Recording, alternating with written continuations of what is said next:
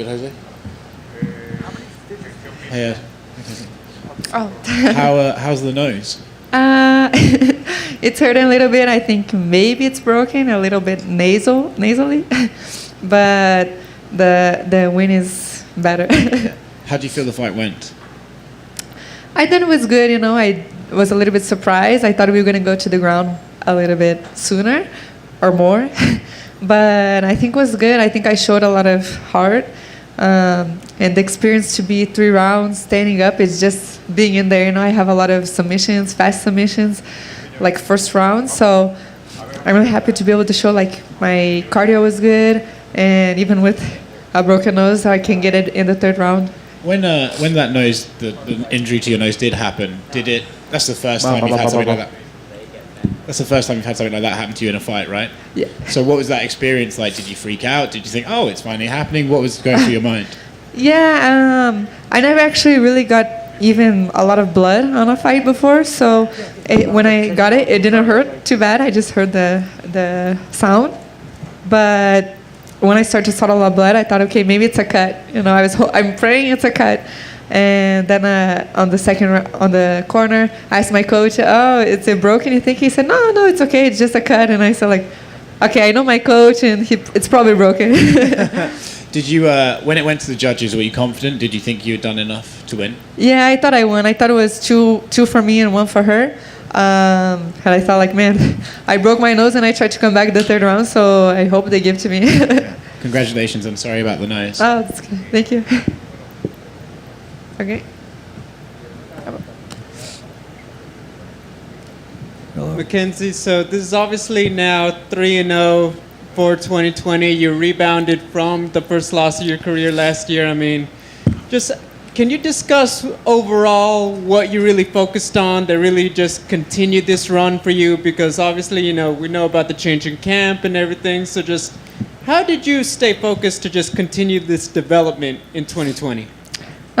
I think the pandemic, the pandemic helped a lot because you stay at home and you can't travel, you can't do anything. So staying at home and have nothing to do, it's kept me, okay, let's go train. And then also being at the Ruka gym, you see like Bisping, Oliveira, you see Luke Rockhold, you see all these champions in all the time, and that just pushes you to be there too. I see Cheetos in the gym. I said, okay, I gotta go too. I need to do what they're doing because I want to be like them, champion. And the seeing my evolution in my striking really made me more and more determined. So I said, okay, when you see you're getting better, you want to keep going and keep going. So it was always fun to be at the academy and training and everything. It wasn't like, I think before my old gym was always a battle just to go to the gym, because I had to fight mentally my coach, mentally myself. And at the gym, the Ruka gym is just like happy to be there and free, and it's really nice. And when you see the good result, I stayed 1 year off, being pregnant. So I knew I needed to catch up with the girls that had kind of passed me. And now I definitely feel like I'm caught up, and I'm trying to really put my spot in the top 10 and become a title contender.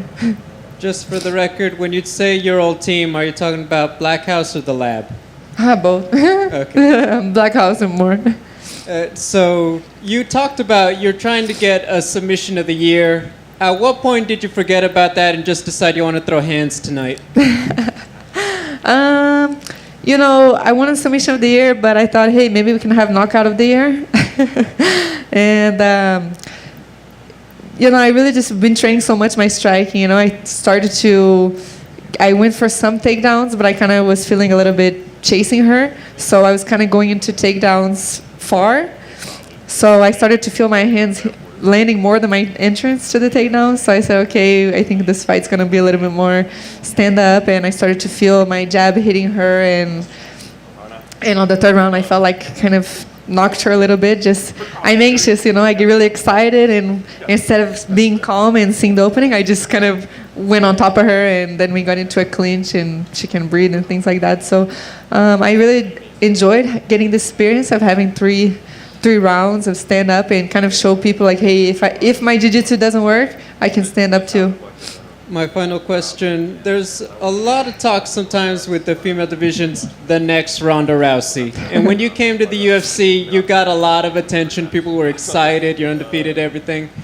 I guess when you have a lot of expectations like that, how do you tune it out so you can just grow and develop as a fighter at your own pace? Because obviously it's, you know, people want to compare you, but you're just trying to have your own career.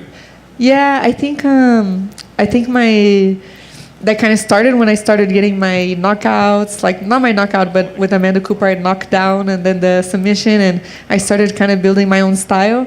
You know, Ronda, she has a great style, you know, aggressive and everything, but I think when I started to get like the leg locks and I really saw like, okay, I have something different, really different, you know, which is the jiu-jitsu, these leg locks from the bottom, you know, where people think you're losing and doing kind of breaking records. And I kind of just set my goal on breaking records, you know. I said, okay, Ronda broke records, you know, but I'm going to break more records, you know. So I'm just focused on that, like one straight line, you know, the horse, how it has the things, that's what I have. And it's a pleasure for me that everyone was saying that, you know, but it was kind of pretty easy for me to focus on me and have my goal and try to be a legend. Thank you, Mackenzie. Congratulations. Yeah, thank you so much. Did you see the main event? I was hoping fight of the night, but man, those guys, they really put so much heart, and it was a great fight. It was awesome. Mackenzie, Oi. tudo bom? Primeiro eu queria saber se você já tinha passado por uma experiência assim, o nariz sangrando, de repente em treino, isso foi uma surpresa, e como foi lidar com esse momento? Foi muito diferente, nunca passei por isso. Sabia que um dia ia acontecer, mas ainda que eu sempre achava que meu nariz tinha mais possibilidade de quebrar, porque eu tenho esse osso um pouco maior, entendeu? Então, eu sempre pensei, se um dia quebrar na luta, talvez aproveita e faz um plástico também, entendeu? Mas eu fiquei surpresa realmente de ter acontecido com a Virna, entendeu? Que é do jiu-jitsu. Eu não esperava a trocação dela ser uma luta tão equilibrada assim. Eu estava confiante na minha trocação, mas eu gostei, assim, não doeu tanto, entendeu? Achei que era um corte só. Depois eu comecei a sentir a minha respiração, mas eu gostei de ver que no terceiro round eu consegui manter minha força, manter a pressão, manter tudo que eu precisava para realmente deixar claro que a vitória era minha. O nariz quebrou? Eles falam que sim, mas vamos esperar desinchar para confirmar, mas acredito em si. Tá, ok. A luta foi bastante travada em pé, disputada em pé. Isso mostra uma evolução grande da você. Você já tinha mencionado antes da luta que fez muito sparring lá com o Jason Parillo, né? Era isso que você queria? Você tinha essa vontade de mostrar a sua evolução em pé também? E como você se avalia na trocação agora nesse nível? Agora provavelmente você vai entrar no top 10. Sim, eu queria ficar aí trocando, eu queria machucar ela em pé, para depois levar para o chão, para ser um pouco mais fácil, né? Eu achava ela ia ser forte no chão, então queria dar esse trabalho e mostrar que, eu acho que para top 10, né, tem que mostrar que você é versátil, né? Você é bom em tudo. Eu acho que eu mostrei isso. Lógico, tem muito para melhorar, porque a Virna, o ponto fraco dela é a trocação. Ela não é a melhor trocadora da categoria, entendeu? Mas eu acho que eu mostrei que eu posso ser perigosa sim na trocação, só que eu achei que eu fiquei um pouco empolgada às vezes, entendeu? Eu ficava bem com o meu jab, com o meu direto, mas às vezes eu mandava aquelas bombas sem asa, entendeu? Que acho que é um hábito meu. Mas eu estou 4 meses com o Coach Parillo, eu já vi uma evolução enorme e eu tenho certeza que 2021 vai ser mais evolução ainda e que já vou estar preparada para lutar por aquela cinturão. Maravilha. Minha última pergunta, então. Você entrando no top 10 possivelmente, o que você imagina para 2021? Que tipo de desafio você gostaria a seguir? Desafios? 2021? Qual o desafio que você gostaria a seguir? Eu acho que lutar com alguém mais ranqueado que eu, entendeu? Eu nunca lutei com alguém mais ranqueado que eu, então esse vai ser meu primeiro foco, e lutar mais vezes possível. entre esse critério de alguém que realmente vai fazer uma mudança no meu ranking e me botar mais perto do cinturão. Eu vou estar treinando bastante minha trocação, porque o coach Parilho mora na Califórnia, né? A academia que eu treino todo dia. E eu vou estudar, eu vou voltar, eu vou ver minha luta, estudo bastante, estudo todas as adversárias que tem no top 10. Eu acho que tem muitas meninas que vão lutar entre elas, então eu estou ansiosa para saber qual oportunidade que vai aparecer para mim, quem vai estar disponível para lutar comigo, como é que vai ser, entendeu? Mas lutar com alguém que vai me puxar e eu poder mostrar ou trocação, ou chão, ou o que for, mas se não ganhei finalização do ano esse ano, pode ser que em 2021 eu vou atrás disso também. Foi todas.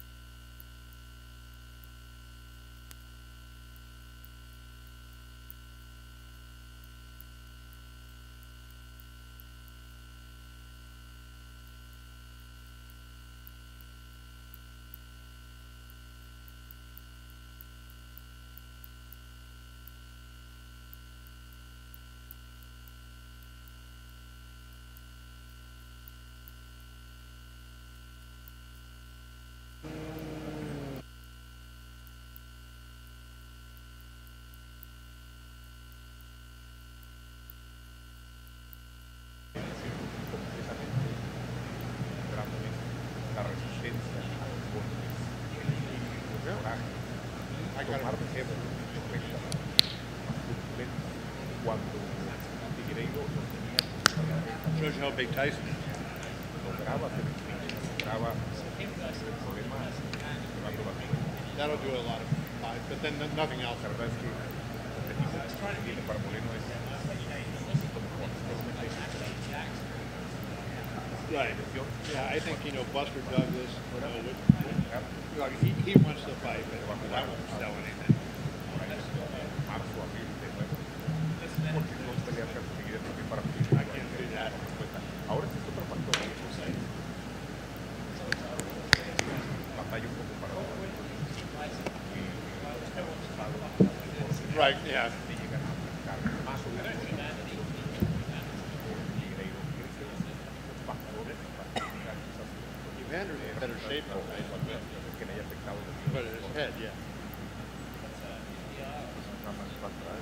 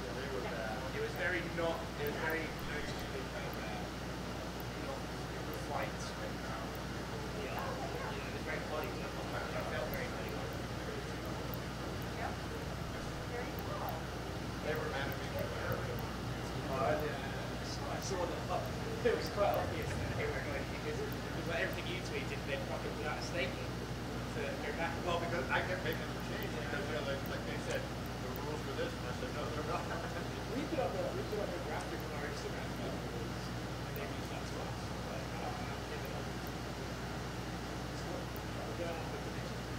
I was Walker, and Andy Walker, I told Andy, you see this thing here, girls went out, you stand by for her traction. I actually thought Tyson could have knocked him outside of that. They were all over the body. Well, but the last 2 or 3 rounds, they clicked him in the uppercut, you saw the way sort of wobble, and after that, he didn't go for head. Really? Very hard, effectively. I mean, it's very funny to see them both on stage, and afterwards, Tyson fresh on stage, like, well, he's fucking dying. What's up, guys? I always remember this when I had my really good friend Greg. I was listening. We got a little bit of a break. I figured I'd get so I fought in so for you to be eating I'm afraid because they want to I want to take my this off. I can't do that.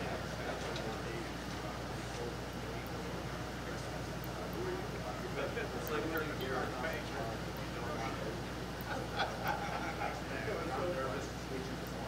He's a character.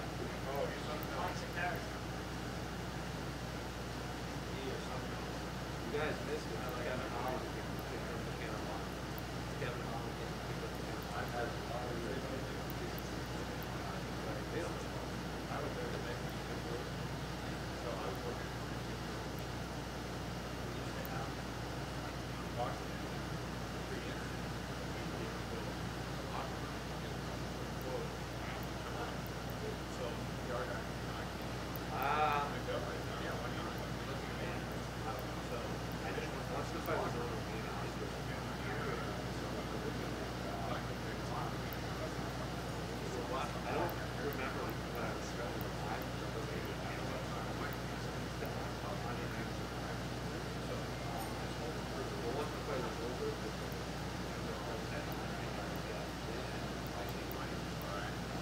Look at my Twitter. I agree. So we also have, I think this surpassed the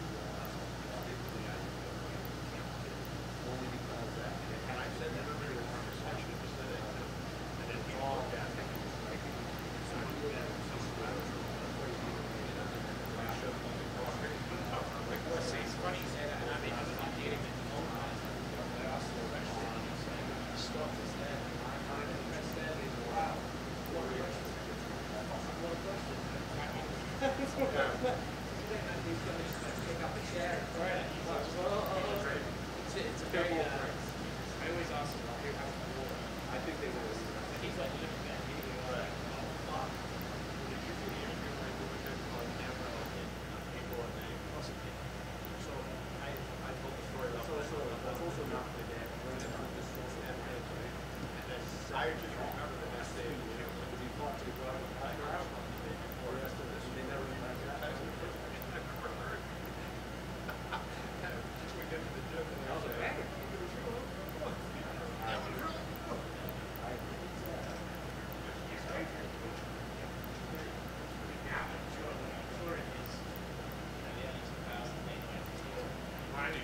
early.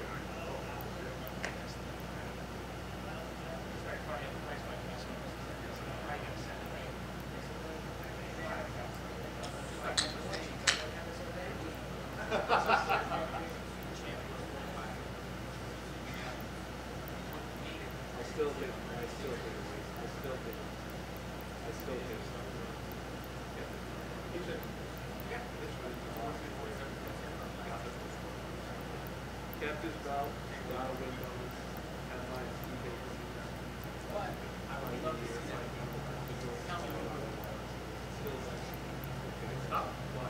Even Kevin,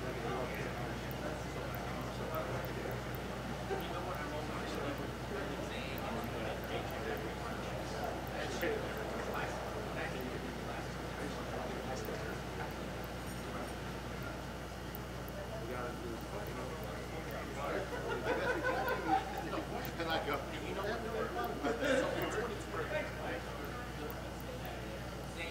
Oh yeah?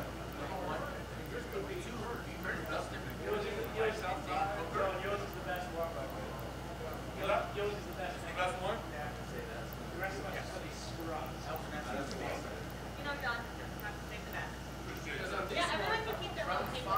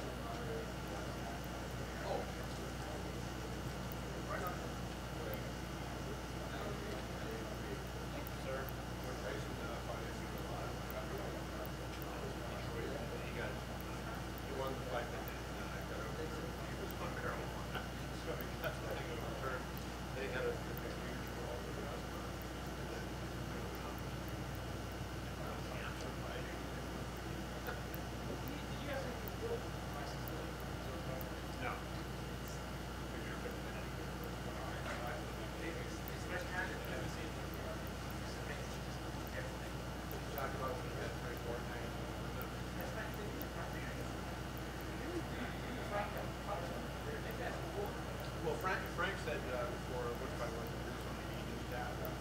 Oh, three boys again. He said, if Mike Tyson would have punched me, I'd put him in the ring the next night. Yeah.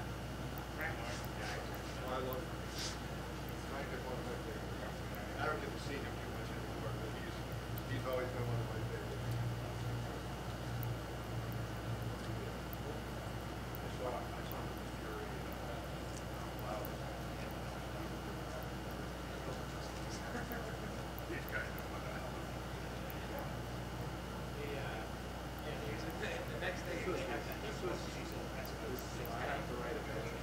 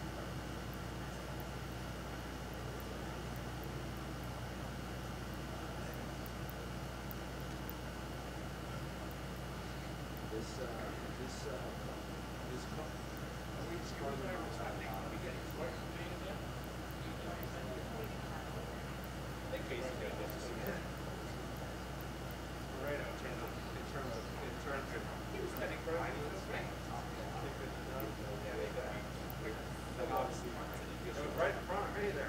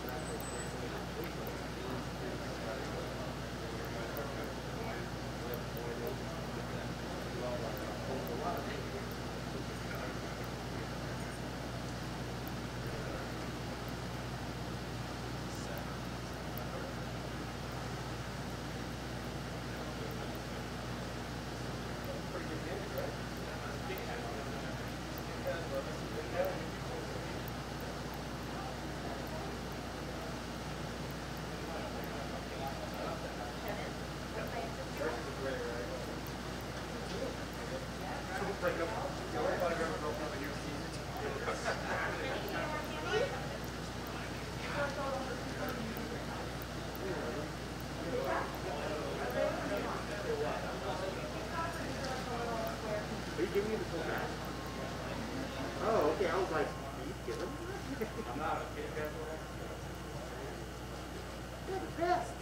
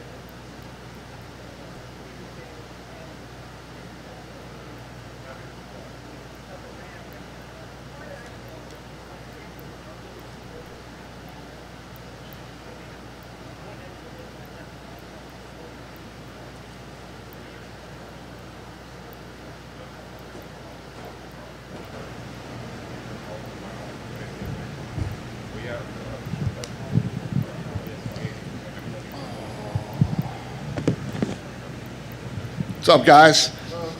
Fight of the night, no-brainer. Figueiredo versus Moreno, the main event. They robbed the women and took the 50,000, and then Fiziev and Holland got performance of the night. They all won $50,000, and Deiveson was transported to the hospital, so he won't be here. John? When's the rematch? 2021. I don't know. I mean, we got to give these guys some time off, but you absolutely positively do that rematch. That's another fun fight for us all to look forward to in 2021. Yeah, no question about it. Obviously, it was a great fight. I mean, we could go on and on about it. I did want to ask you about the scoring, and I'm not sure if you've seen the cards yet, but the reason it was a draw was because one judge gave Moreno the 5th round, which I don't think many people did. If Figueiredo gets it, that ends up being a Figueiredo win. So what did you think about the scoring overall, and does that change it? Interesting. I didn't know that. But we were in the back. I went back halfway through the fight, and we were sitting back there saying this could definitely end up being a draw with the when they took the point. But I didn't know that somebody gave him the last round. So I say, man, you never know with these judges. You never know.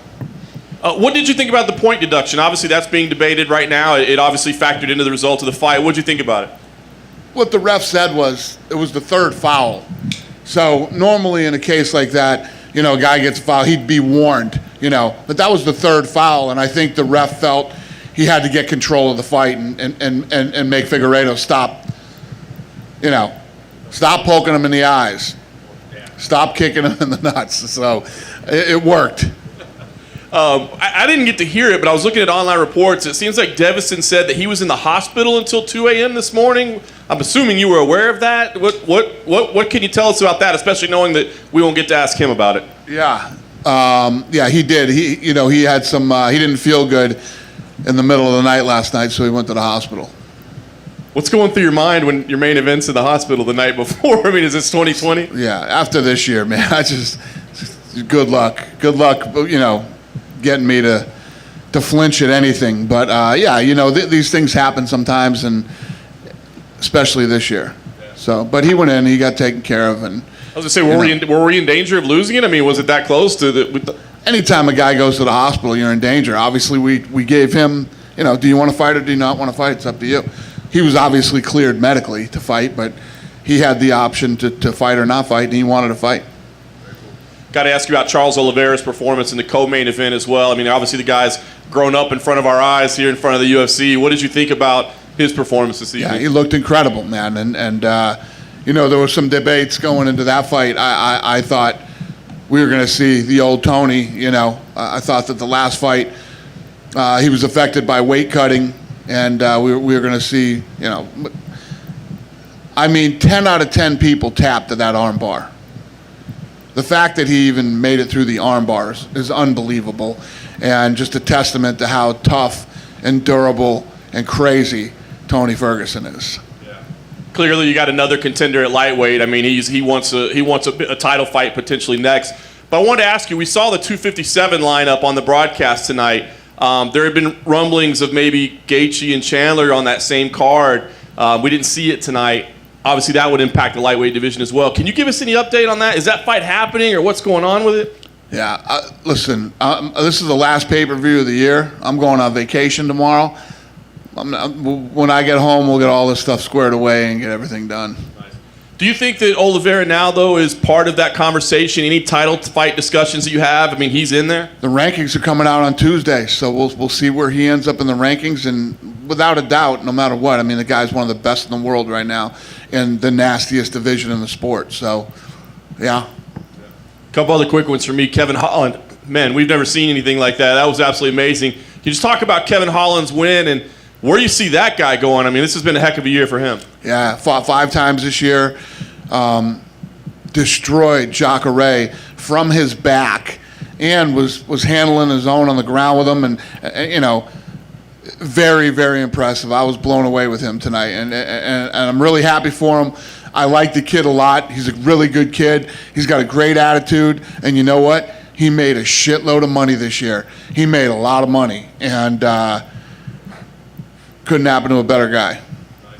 Last thing for me, obviously, everybody's talking about the roster moves, right? The things that you got to do before the end of the year. I'm curious, names like Jacare, names like Junior Dos Santos, guys that are kind of, established former champions but are on losing streaks. Would you look at those two guys as names that are potentially on the chopping block? I mean, that's every weekend. I mean, we'll be talking about this next weekend too, after the fights. It's part of the sport. And yeah, I mean, I think over the next, between last year and next year, you're going to see a lot of the old big names, moving on and retiring. So Dana, not talking about his contract status, but that's 4 losses in a row for Junior and 4 by being knocked out. Do you think maybe it's time he starts looking at his future in fighting in general? I do. Yep. With Fiziev earlier today got us beat Moicano. He looks very exciting, a great addition to the roster, but great to see where he goes in the roster. Did you think that was a fair stoppage? There's some talk that maybe Moicano is still in the fight and could... So, when we're shooting a fight, okay, and this has happened to us before, it drives me friggin' nuts. So, he's on top of him, hits him with that beautiful 3-punch combination, gets on top of him, and the ref stops the fight, right? As soon as the ref stops the fight, he starts arguing with him, right? So sometimes what our guys will do, they pan away and they go to the guy who won. He's celebrating and whatever. And you don't see him try to stand up and fall back down. Moicano was done. He could not get up. He couldn't walk. And he was stumbling all over the place trying to stand up. And the production stayed on it. So the fans see that, so nobody's at home going, that was a bullshit stoppage. That was stopped too soon. There's no way that fight was stopped too soon. That was a beautiful stoppage by the ref and an unbelievable combination that he threw to win the fight. Good. You mentioned that you thought you were going to see the old Tony Ferguson. It's 2 losses in a row. It's not the most, but is it possible that the old Tony Ferguson is no longer and that Tony's now on a decline? Yeah, of course that's possible. But Tony needs to go home and spend the holidays with his family, take some time off, and think about what he wants to do next year. And we'll see what's next for him. But yes, that's every time you fight. In this business, that's always possible. And last thing from me, if you could put it into a word or into a feeling, how relieved are you that this year is over? Yeah, it's funny because every time we've been talking through this year, I've been telling you, I can't wait for this year to be over. I can't wait for this year to be over. But, I don't know what I expected for 2021, but it doesn't look like it's going to be any different. It's going to be a lot of the same shit next year. But this year was a great year for us, man. We had a great year, great fights. Business has never been better. I did an interview the other day with Dan Wetzel and walked through the business with him, and basically our business is up. We broke records this year in almost every category except live gate. So 2020 was a horrible year in many ways, for all of us personally and professionally, but it was a great year for the UFC. Just a follow up on that. Knowing that 2021 is probably going to be full of shit as well, is it still a relief and a sense of pride that you can start the year off with a pay-per-view with Conor McGregor, which will essentially kickstart the year just like this year? It's like, what better way could you start the year? Yeah, no, it's, and you look at the fights that we have lined up, you look at the roster of young up-and-coming talent that we have. But first fight in Jacksonville, Florida, when no other sports were going, we had Ferguson versus Gaethje. It's just it's been a good run, and we've had nothing but great fights this whole year. I don't know. Congratulations on a great year. Thanks, I appreciate it. Dana, do you think that the main event should be considered in the fight of the year? When you look, you had a number of great fights. The women's fight, Joanna. Joanna and Whaley was really good too. So right. I mean, it was just so long ago. People need to remember how damn good that fight was. Emmett and Burgos was also a great one, and you had a number. But do you think this should be in that consideration? When you walk into our front doors at the UFC, we have these huge TV screens there, and the Ronda Rousey boardroom is right above it. I was in a meeting about 2 months ago, and they were airing the Whaley Joanna fight. I couldn't fucking pay attention to anything in this meeting. I just kept watching the fight, and I forgot how incredible that fight was, and what they both looked like after that fight, because they had literally beat the shit out of each other. But yeah, this fight and that fight are, yeah. And I wonder, Figueiredo's such a strong guy and everything, and I texted you during the fight about how Moreno was, and I wonder if you could just comment on the heart that he showed. I mean, it seems like physically he's outgunned in that fight, and he's getting hit by some shots that would knock over a horse, and he's coming back and putting it on Figueiredo. To the body, to the head, the shots he was taking. It's funny because leading up this week, he was telling everybody that his hero is Julio Cesar Chavez, and that's who he wants to, when people remember him and his career, and, he wants to be remembered like a Julio Cesar Chavez. Well, when you look at typical Mexican fighters, he is the prototype. I mean, he is exactly what you think of when you think of real Mexican fighters. He looked damn good tonight. And I wonder if when you think of what you saw tonight from these two guys and what you saw from them 3 weeks ago, isn't it kind of amazing that how close we were to losing the division and we wouldn't even had those fights, but you had these great performances in the last couple of weeks that out of a division that was on the verge of being gone. Yeah, and you know what? We were talking about that tonight too. I got to give it to Mick. Mick went in and restructured and rebuilt that division. and it's one of the most exciting divisions in the UFC now.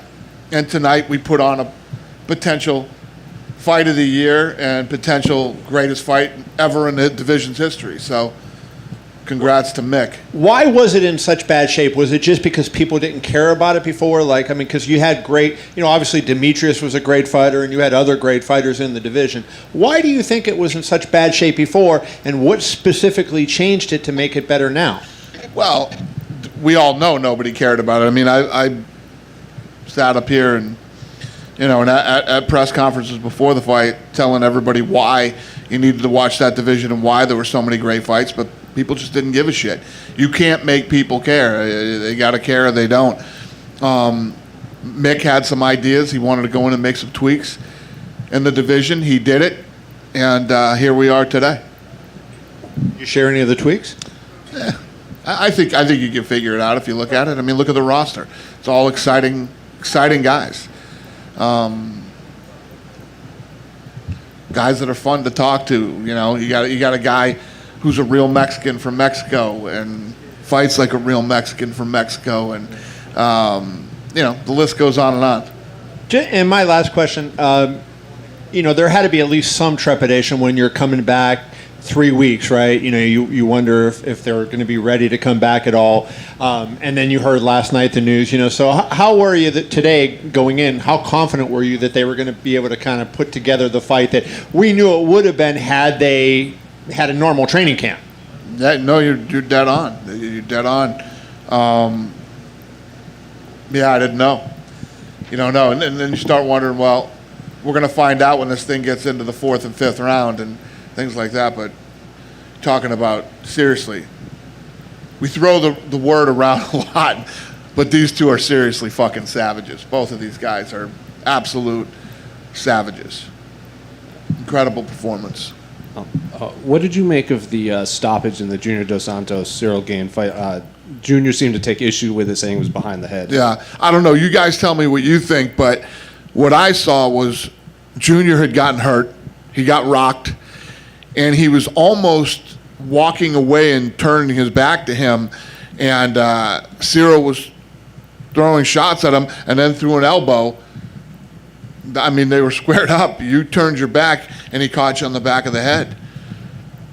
What did you make of Chase Hooper's performance? I mean, the first round, Joe Rogan was saying, like, maybe he needs fights outside of the UFC to build himself up, and then 2 rounds later, he's pulling off a come-from-behind submission win. So what did you make of his win? Listen, that kid has an incredible ground game. He needs to tighten up the rest of the game. You can't come here and continue to take that kind of punishment and have any longevity in your career. So I don't know. We'll see how he progresses. I mean, listen, the kid's winning, but you can't get your ass destroyed for 3 rounds and pull off a slick submission at the end of the 3rd round for too long. It's going to catch up with you. Interesting stat is no champions dethroned in all of 2020. All the new champions were from vacant title fights. So outside of everything happening in the world, in terms of just the competition, it's been a pretty dominant year for these champions, right? I didn't even realize that. Interesting. Yeah. It's been a fun year of fights considering, everything being shut down and, all the stuff that we went through this year. It's been a fun year of fights. It's been some good stuff, and there's been a lot of young talent that has emerged this year. Dana over here.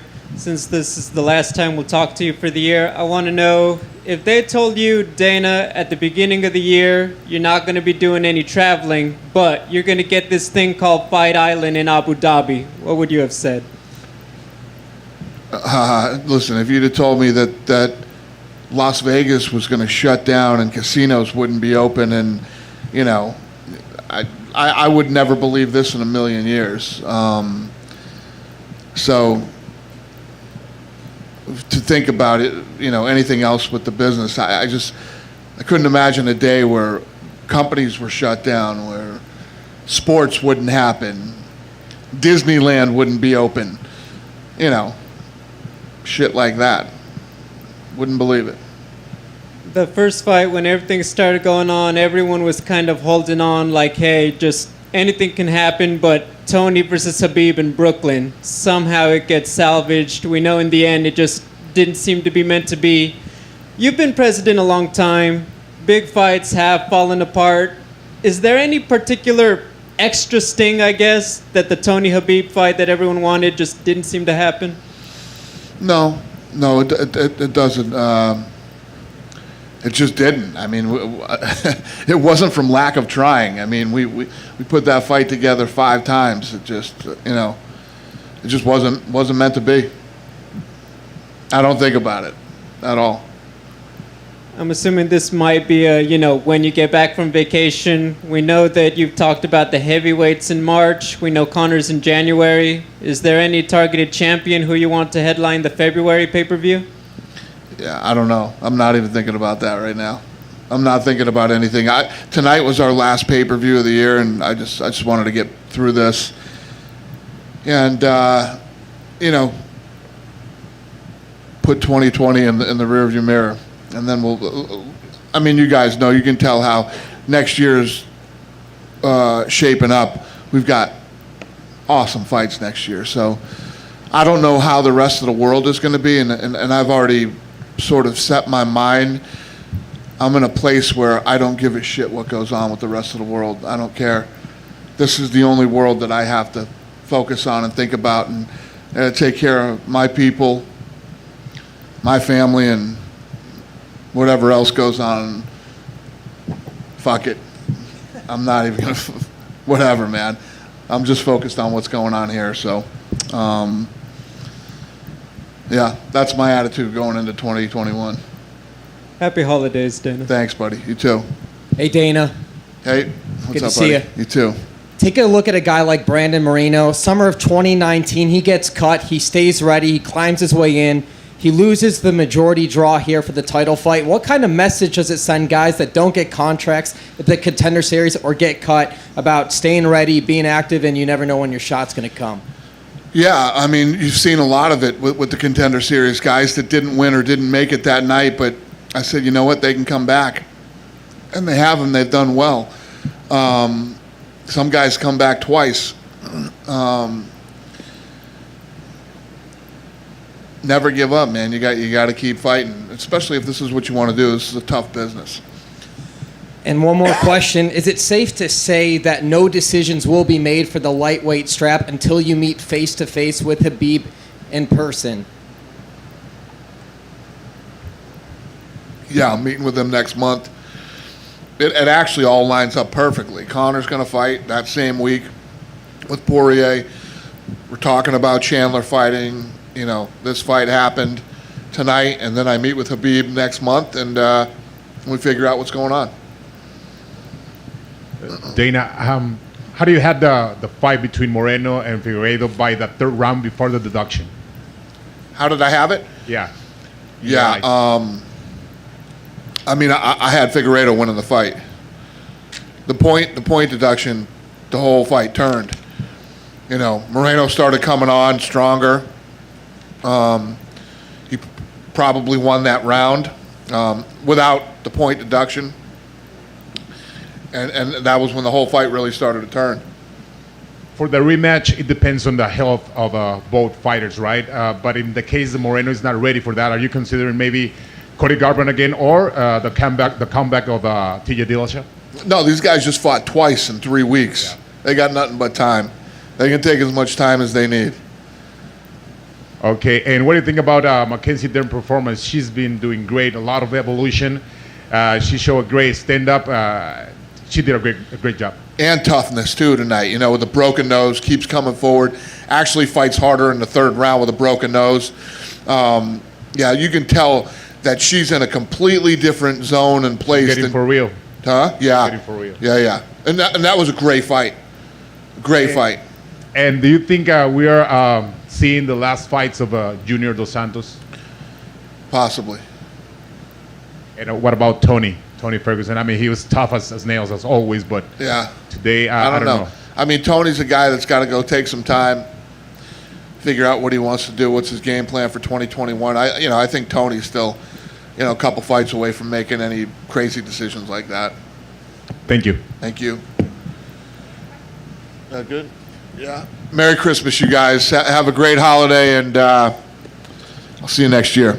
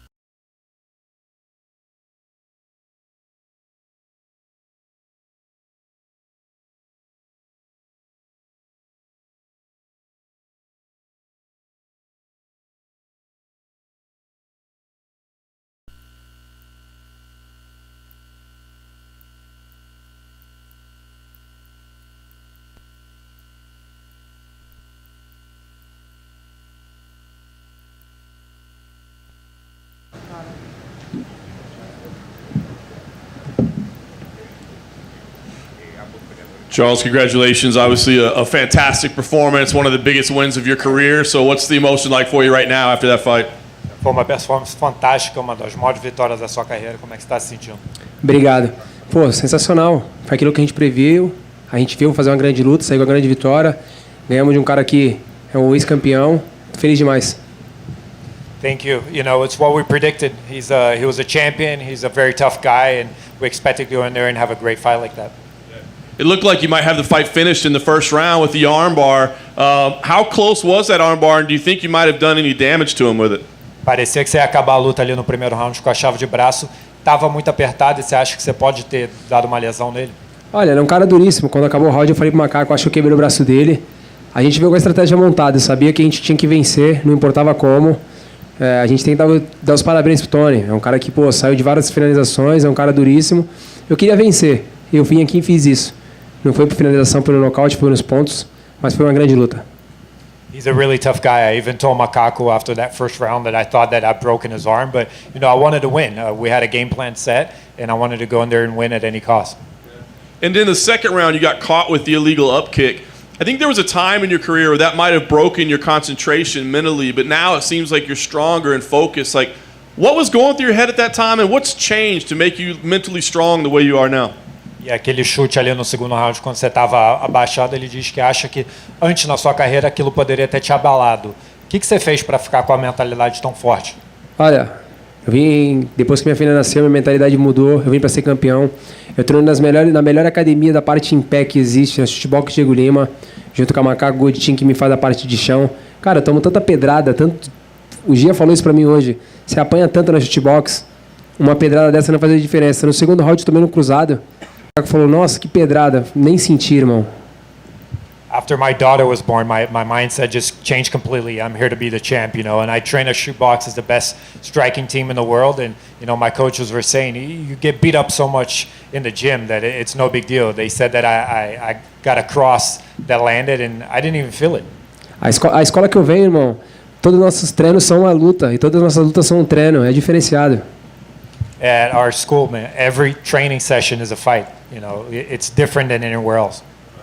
Last thing for me, I know you said you want the winner of Poirier and Conor. It looks like Gaethje and Chandler might fight as well. Khabib might even come back. If Khabib comes back, can you make the case that you deserve him over any of those other four guys? Você falou que você quer o campeão, o vencedor do Conor com Poirier, mas também o Gaethje pode voltar e lutar com Chandler e o Khabib pode voltar. Você acha que você que mereceria lutar com o Khabib? Olha, o Khabib jurou diante do túmulo do pai dele, então acho que o cara não vai voltar. Ele não tá brincando. Se ele jurou diante do túmulo do pai dele, ele não vai voltar. Deixa Gaethje pode lutar com o Chadman, com o Chad, não tem problema nenhum. Olha só, todo mundo aqui sabe. Eu venci essa luta, eu sou o próximo desafiante e a gente vai esperar quando o McGregor deixa Poirier. Esse é o caminho a ser tomado, não tem outro caminho a ser tomado. São 8 vitórias seguidas. 7 vitórias eu não deixo para decisão. Eu vou lá e faço acontecer, eu finalizo no nocauteio. E essa última luta agora aqui, eu fiz aquilo que eu queria dentro da luta. Eu sou o próximo desafiante, 2021 sou eu. Khabib swore on his father's grave that he wasn't going to come back. So when a man does that, you know, I don't think he's going to come back. And you know, Gaethje can go fight whoever, but I want the winner of Conor and Poirier. I have 8 wins in a row. 7 of those I finished the fight, and I don't let it go to the judges' hands. I finish fights, and I'm in the position to be fighting for the belt.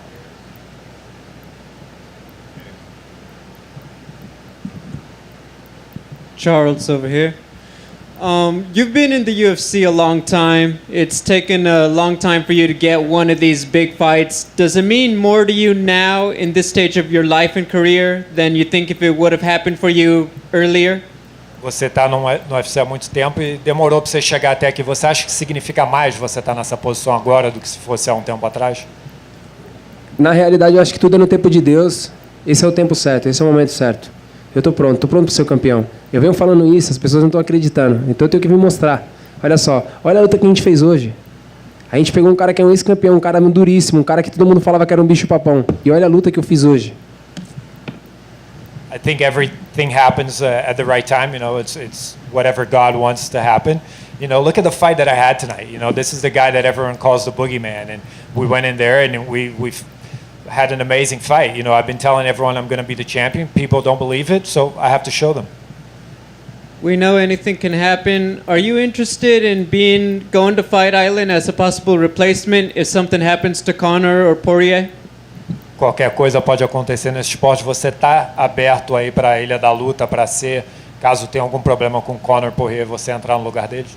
Olha, só tem um corte só no supercílio. Semana que vem eu já estou treinando. Eu venho falando isso, as pessoas pensam que é brincadeira. Minha última derrota foi contra o Paul Felder. Eu voltei na semana seguinte a treinar. De lá pra cá eu não parei mais. 2021 vou ser o próximo campeão. Não, se ele se machucar, pode ligar pro meu empresário que a gente vai em luta. I just have a cut over my eye, so next week I'll be fine. I haven't lost a fight since Paul Felder, and I was in the gym a week after that. So, Dana, just call my manager if you want me to fill in. My final question. You're part of the last pay-per-view of the year, and then earlier in the year, you were the first main event for the first event without fans. What does it mean to you to close the year? You started it and you end it with 2 very notable performances. Você lutou agora no último pay-per-view do ano e a tua última luta esse ano foi no primeiro evento que não tinha público, né? Como é que é ter fechado esse ano tão estranho? Olha, é um momento difícil que a gente está passando. Eu até brinquei, eu falei assim, eu fui o primeiro cara a fazer a luta principal, né, com Covid, sem público, e a gente está fechando de novo o ano, 2 vitórias seguidas, uma no começo e uma no final. A gente fica triste, né, com tudo que vem passando, o mundo inteiro vem passando, mas eu feliz com as minhas apresentações. São 2 grandes lutas com 2 caras duríssimos. Deus é muito bom na minha vida. We were talking about that. I fought in the main event, the first event in the COVID world with no fans. Now we're closing on to the last event. We get upset over everything that's going on, but we're happy with being able to put on some good performances this year. What did you and Tony say to each other after the fight? I saw you guys hugging and you were walking around with your arms over each other. O que você e o Tony estavam falando um pro outro ali depois da luta? Vocês estavam abraçados andando pelo octógono? Cara, eu só agradeci ele pela oportunidade que ele veio e me deu. Tô pedindo essa oportunidade faz tanto tempo e eu sabia que essa oportunidade ia aparecer na hora certa e apareceu. 20 dias. Sabe o que é 20 dias para você lutar com um ex-campeão? Tem que estar com a cabeça no lugar, focado 100%. Então só agradeci pela oportunidade que ele me deu. Sou um grande fã dele, mas era meu momento, como eu falei, é minha hora. Deus é maravilhoso, a gente está no momento certo. I was thanking him for the opportunity. I know the opportunity was going to come, and it came 20 days notice. You know what it takes to fight a former champion in 20 days notice. I was just really thanking him for the opportunity, and everything happens at the right time. Then what was that rock you held up after the scorecards were read? Fala da pedra que você estava segurando. Olha, todo mundo sabe, eu sou um cara que crê muito em Deus, tenho minha religião, sou muito focado nisso. Deus é tão bom, tão maravilhoso. Meu pai foi no monte e orou. E ele me trouxe essa pedra. Essa pedra é uma pedra de Davi. Quem conhece a história de Davi sabe. Toda vez que eu venho lutar, eu venho com ela na mão. Olha só, Davi teve outras pedras, só tem uma. E com uma só estou fazendo todo estrago. Deus é maravilhoso, irmão. Deus em primeiro lugar sempre. Como eu falei, o bravo tem nome, se chama Jesus. Everybody knows that I'm religious. I have a lot of faith in God. My dad climbed a hill, and if you know the story of David, you know what the rock means. So that rock is from that hill, and God is the most powerful force there is. Charles, tudo bom?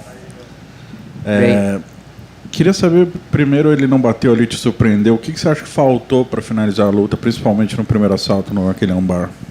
Falei, irmão, tranquilo. Cara, na realidade acho que não faltou nada. Eu acho que a estratégia que a gente fez veio 100% focada. Olha só, todo mundo sabe que o Charles é um cara que anda pra frente o tempo inteiro.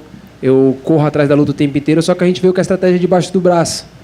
O Macaco pediu a semana inteira pra mim não soltar a posição, pra mim manter a posição.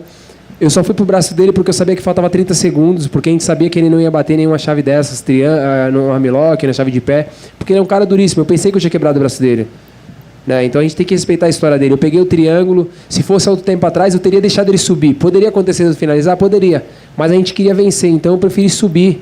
Eu vim com a estratégia montada debaixo do braço. A estratégia era o quê? Vencer. Não importava se ia ser nocaute, finalização para os pontos. Olha só, não foi nocaute nem finalização, foi nos pontos. Mas a gente fez aquilo que a gente queria na luta. Tanto em pé quanto no chão. Cara, ele é o ex-campeão. A gente está falando de um cara duríssimo. E olha o que a gente fez. Regarding the armbar, what do you think was missing to finish it? I don't think anything was missing. You know, he's a former champion. We knew he wasn't going to tap. There's a lot of submissions that we could have gotten that I think he wouldn't have tapped. But I wanted to secure the fight. I wanted to secure a win. Obviously, I wanted a knockout or submit him, but we got a decision. But most importantly, we had to follow the game plan and get a win. Agora são 8 vitórias seguidas, né? Você mencionou que parece que a pessoa não está acreditando no seu discurso, demorou para chegar até aqui. Por que você acha que demorou, assim, ainda está demorando o pessoal acreditar no que você está falando? E se você acha que dessa vez agora o pessoal realmente, depois dessa, vai acreditar no que você chegou aqui para cumprir seu objetivo? Olha, a galera gosta dos caras que vendem a luta falando besteira. Eu não falo besteira. Eu venho aqui e faço acontecer. Você quer ver show, bota o chá dentro do octógono, aí vocês vão ver show. Eu ando pra frente, irmão, o tempo inteiro. Então acho que é isso que falta, falar um pouco mais, mas, cara, eu vou vender a luta sempre do meu jeito, mantendo o meu pé no chão, sabendo quem é Deus, é o cara que vai andar na minha frente o tempo inteiro, me mostrando o caminho. Eu acho que hoje a gente mostrou que a gente está mais vivo do que nunca na categoria. Eu tô falando, eu tô chegando, vocês não estão botando fé? Fica tranquilo, eu tô chegando.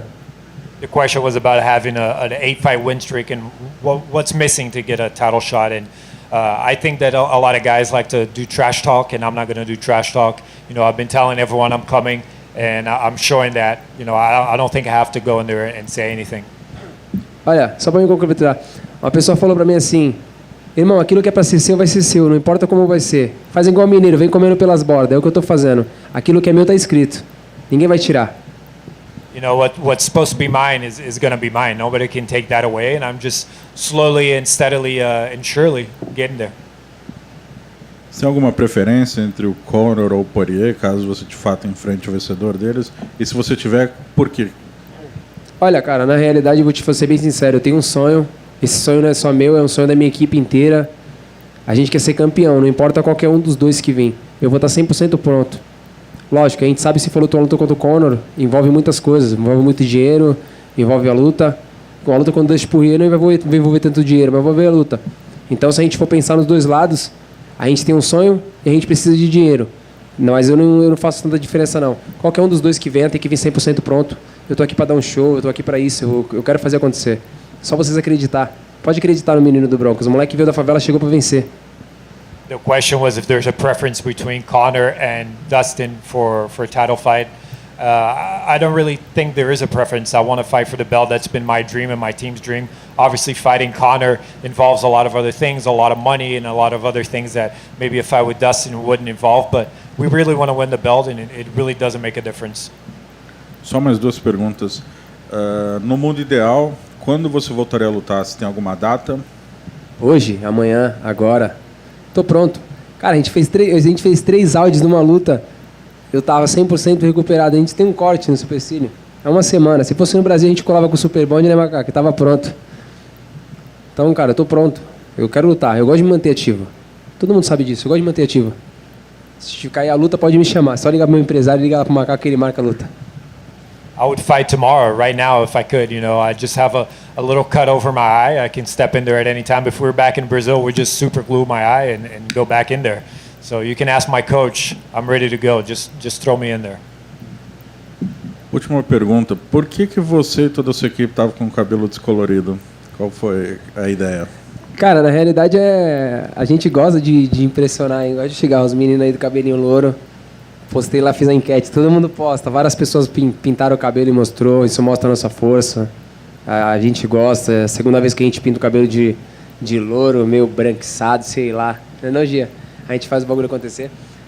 Cara, é uma coisa que a gente gosta, né? Uma coisa legal. Daqui a pouco nós inventamos outra cor, o macaco já pintou de vermelho, quem sabe na próxima a gente vem de vermelho, de azul. A gente vai inventando, né, vovô? Isso é importante. A gente tá feliz. Cara, o mais importante de tudo é ousadia e alegria, tá feliz. Essa luta aconteceu isso, né? Na alegria, na felicidade. Meu corte de peso foi na alegria e na felicidade. Cara, eu tava tão contente de lutar, mano, que eu nem... Falei pro macaco agora, parecia que eu nem sabia quem ia lutar, quem era o cara que ia lutar. Felicidade. The question was about the hair, and we just like to play around and do something different. We get a lot of messages of people that dye their hair the same way, and showing their support. And maybe next time we'll show up with red hair. We don't know, but what's really important is to do everything with happiness. Everything this week was happy. My weight cut was very happy, and I wasn't even thinking about my opponent. I was just happy to be here. We need Derek with that hair.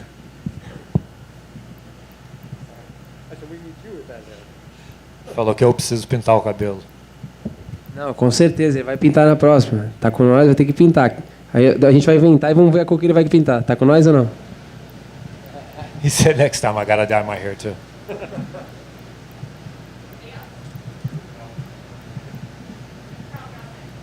Que é a última coisa. Galera, olha só. Deus abençoe a vida de todos vocês. A minha última luta foi em Brasília e eu participei lá com a galera da Abraça, a galera que cuida das crianças que têm câncer. Então, galera, parabéns pelo trabalho de vocês. É um trabalho maravilhoso, é um trabalho lindo. Essa semana eu pude ter a oportunidade de mandar um vídeo para eles lá. Então, não reclamem da vida de vocês não, porque, cara, tem crianças que acabaram de nascer e já nascem com câncer terminal. Então é difícil pra caramba. Parabéns a toda a galera da Abraça. Last time I fought in Brasilia, I was able to come in contact with a society that helps kids with cancer, and I was able to send them some videos this week. And to everyone out there, don't complain about your life, because there's a lot of kids that were born with cancer, and that's a lot worse than anything else.